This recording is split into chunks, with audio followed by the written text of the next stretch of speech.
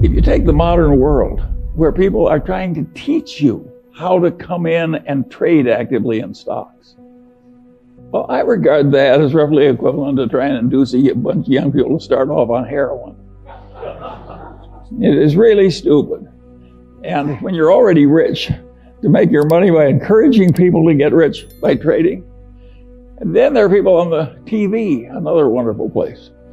And they say, I have this book that will teach you how to make 300% a year.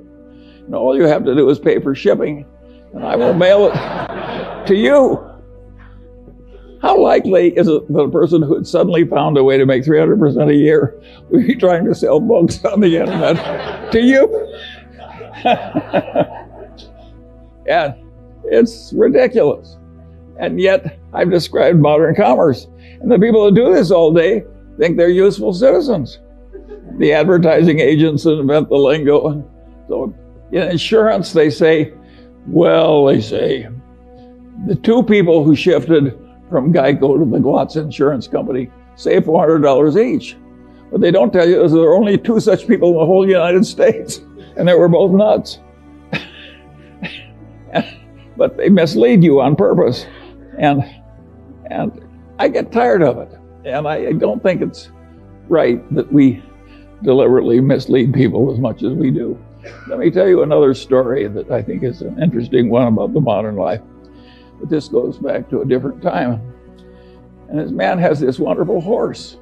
And it's just a marvelous horse. It's got an easy gait and good looking and everything. It just works wonderfully. But also occasionally just gets so he's dangerous and vicious and causes enormous damage and trouble and breaks arms and legs for his rider and so on. And he goes to the vet and says, what can I do about this horse? And the vet says, that's a very easy problem and I'm glad to help you. He says, what should I do? And the man says, the next time your horse is behaving well, sell it.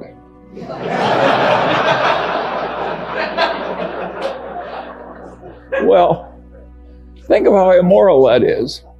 And haven't I just described what private equity has to do? When private equity has to sell something that's really troublesome, they hire an investment banker. And what does the investment banker do? He makes a projection.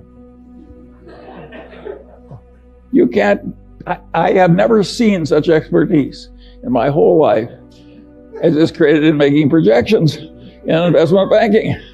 There is no business so lousy it can't get a wonderful projection.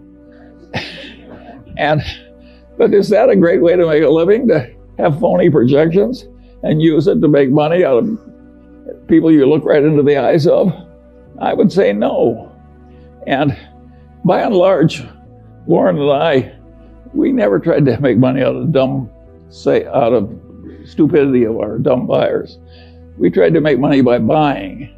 And if we were selling horse shit, we didn't want to pretend it was a cure for arthritis. And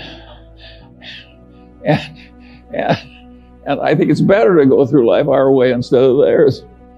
I think it's always been this way. I think there's always been chicanery. Think of the carnivals, of the carny operator. Think how much trickery there is in a carny operation. And people just seek out the weaknesses of their fellow man and take advantage. And you have to get wise enough so you avoid them all. And you can't avoid them if they're in your family. I have no solution to that one. But where you have a fair choice, there are just so many people that should be avoided.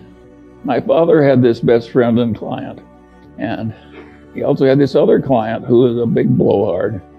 And he was always working for the big blowhard, and he wasn't ever working for his wonderful client whom I admired. And I said, why do you do this? And he said, Charlie, you idiot. He says, the big blowhard is an endless source of legal troubles.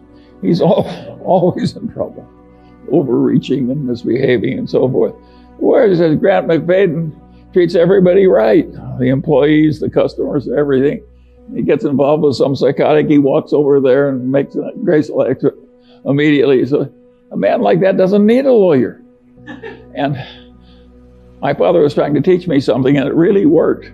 I spent my whole life trying to be like Grant McFadden. And I want to tell you, it works. It really works. Peter Coffin is always telling me if the crooks only knew how much money you could make by being honest, they'd all behave differently.